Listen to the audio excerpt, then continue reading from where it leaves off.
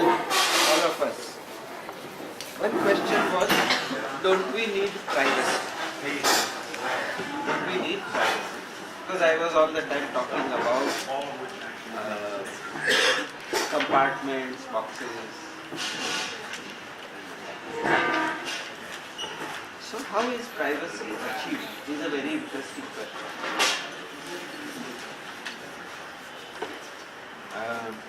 Suppose you are sitting at the canteen with your boyfriend, if you have.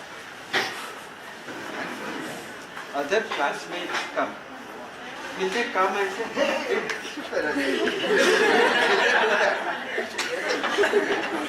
they will not do it. Because they will sense that something is happening which, now we could build a canteen with walls which are about that high. Like they have, some restaurants are like that. Some jhupris and things like that. And this we can make walls about that much. Two people go inside, they have complete privacy. Which is a better canteen?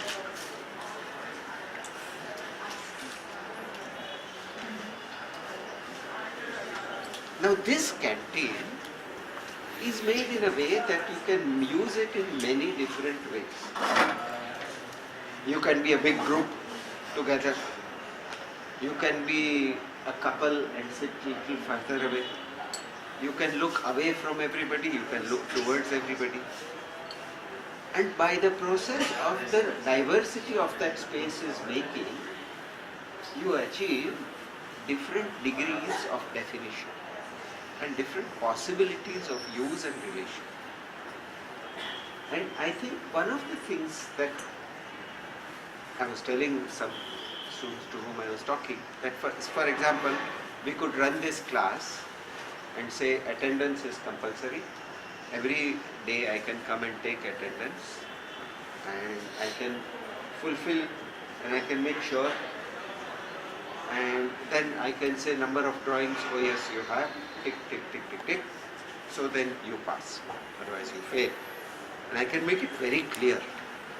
I can write down the rules, I can make the structure clear, and I can follow it completely. The other way is I can say, okay, maybe he's feeling less interest right now. If he comes, good.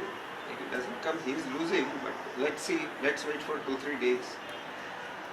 Like that, there is no attendance taken. There are no rules set about what you should make. Yeah? But there is a kind of internal mutual respect from which one is running this class. It's the same as having privacy through subdivided space or privacy through articulated, differentiated space. Both may be required. I mean, you can't have a toilet as an articulation of a room. But it's okay, he will go into. Once I went to a house, I was doing some work in Calcutta, and they used to give us accommodation in a guest house. That guest house was somebody's house. So one day when all the rooms were full, they said you can use the master bedroom. So we went there. Sohan and I were staying there. Now that bathroom had no door, because it was only husband, wife, or they thought it was. No door. Now then I had to tell, I'm going to the toilet. You don't come that side. So everything you can't have like that. There will be a mixture. But what we are trying to understand is how can we architecturally define qualities of space rather than only quantity cordoned off. That is what we meant by privacy and non-privacy, or compartments, non-compartments. First question. Another question was,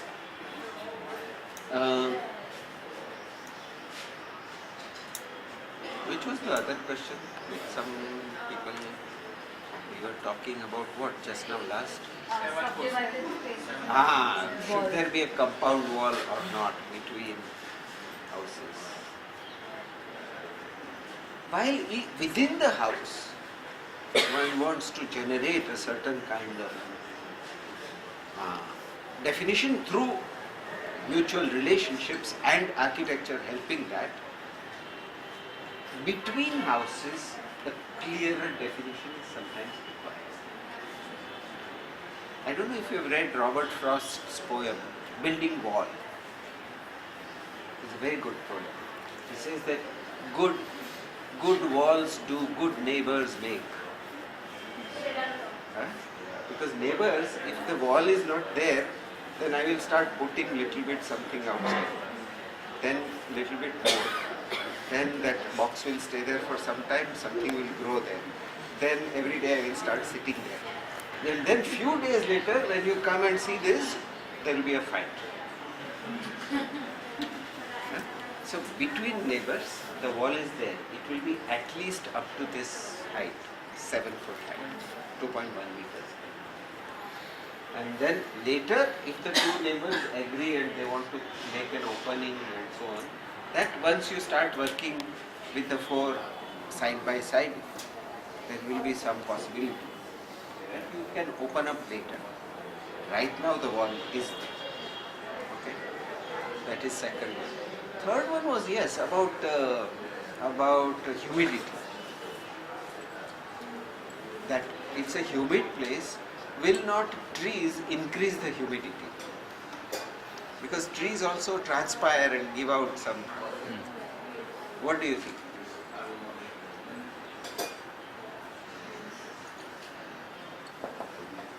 I didn't know the answer.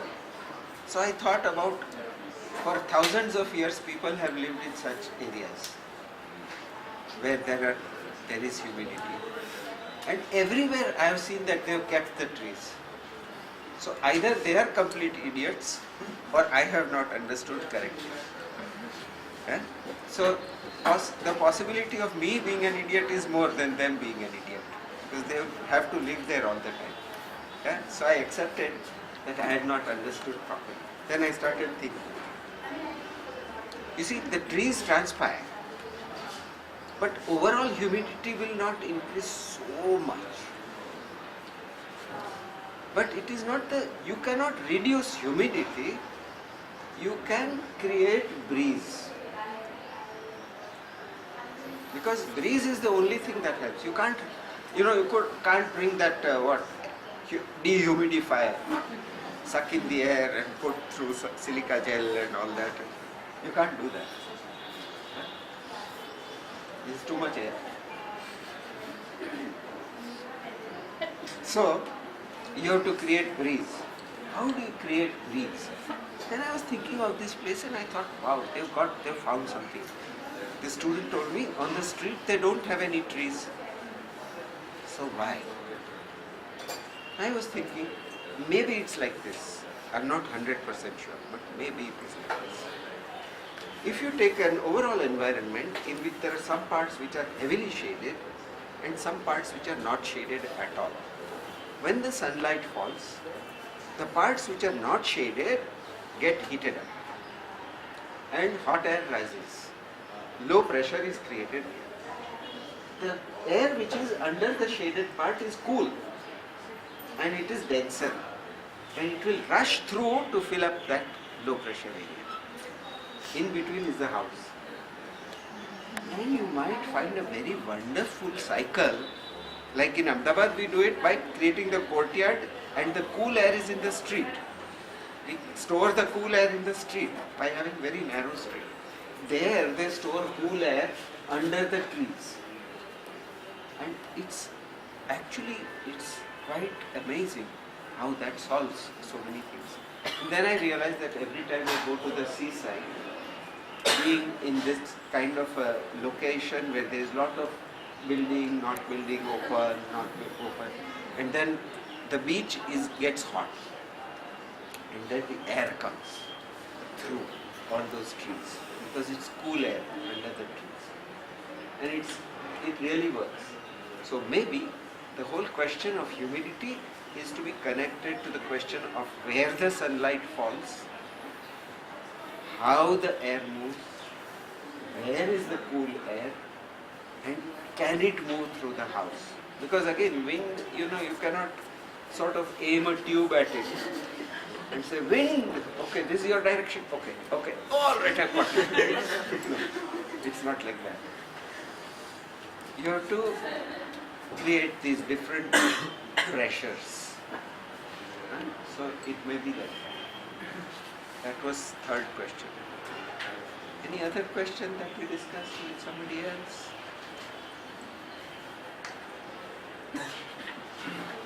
So I was wondering why many of you are sticking to 3 or 4 stories. 3 or 4 Stories. stories. Suppose we went higher. What would happen? Suppose we did not see the same profile like this. Suppose it created lots of terraces. What would happen? I'm just raising a question. That maybe you are cutting and whiteouting only in plan, but nobody is working in section. And if you start removing in section and elevation and then piling it somewhere else, you might have lots of options. Worth thinking about. Also, when you cut sections, suppose I have one section through the house like this, then I have another section parallel to it. Can I cut some windows in this section?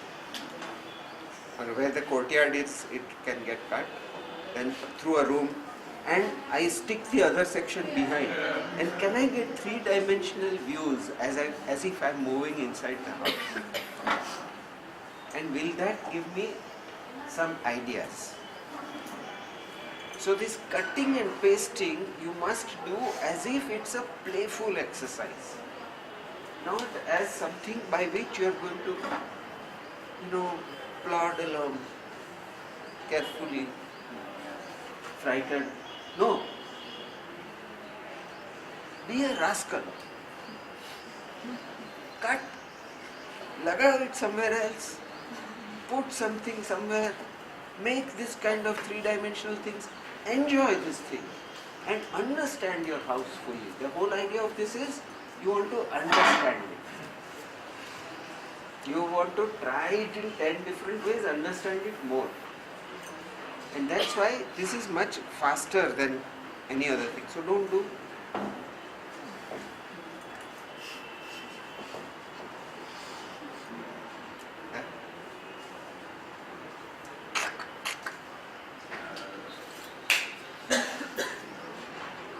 Be rough with your drawing. That will make you feel less afraid of architecture and of your drawing. All fear of drawing has to go. Drawing is not the last thing in the world. What comes up there is the last thing in the world. એટલે એને જરા પણ ચિંતા કર્યા વગર આપણે આ ગંદુ ડ્રોઈંગ તોડી ફોડી ચોંટાડી જે કરવું હોય તે કરો, લપેડા કરો. But get out of that fear. And this one day you should really be doing all kinds of things. Be free totally. And explore every aspect of your house. Try these sections. Try plans also like that. One plan on top of another plan. Cut the courtyard and see niche kya dekha. It will be very nice. Then you move that one a little bit. Oh, I'm getting a new terrace. It's different. So, fool around with this. Fooling around is very important at one stage of design when you've got something but it is a bit stiff. To loosen it, you need to fool. Then it will become alive. Whole of this thing it's a lived in place. That feeling once we get in your drawings and plans and sections, then we are sailing. No question. So whatever you have done is working. It's not a problem. It's working. Now we have to make it alive. Yeah? So enjoy with plans, sections, many copies. Yeah? And freely, and then pin up those things in class. Let the class look like whole place of exploration. And it should also have these many layered drawings. Like one section, uske baad, suppose I've taken one section looking this side, the other section is looking that side. All I have to do is, when xeroxing, mirror print it. So that they both are sections looking in the same direction, then I can use them. Don't be majuls. Yeah? Be sportsmen. Very important. Try out different strokes. Yeah? It will come. I can see it is now, maybe in one day it's going to crystallize. But push it hard. Yeah? Get going. I think another thing that everybody is doing is that when we are saying walls, everybody is sort of making this 9-inch thick wall continuous and making punctures in it. But suppose if we start looking at wall in a different way as an architectural element, and if it is kind of let's say around 3 feet, around 90 centimeter wide, and it starts creating spaces within, storage spaces for light, to sit near a window. So Or then a whole series of rooms can be a wall. rooms, yes. Which are like, if you go to Iran and you go to the mosques and there is a madrasa running next door, what it is like a wall which has been hollowed up. So that hollow part becomes the space where they sit. Even in our buildings all over India, if you look at the corridor around a temple, say you go to a Jain temple or you go to the Juma Masjid, that space is, you can think of it as a wall which has been carved out quite a lot. Even in Trichy, in the temple, we saw such walls. So the wall is not just a plane. You can think of set of rooms as a wall. You can think of storage and shading and all that as a wall. You can think of all corridors as a wall if you want to. And then hollow them out. It's only a mental operation. Correct? Yeah?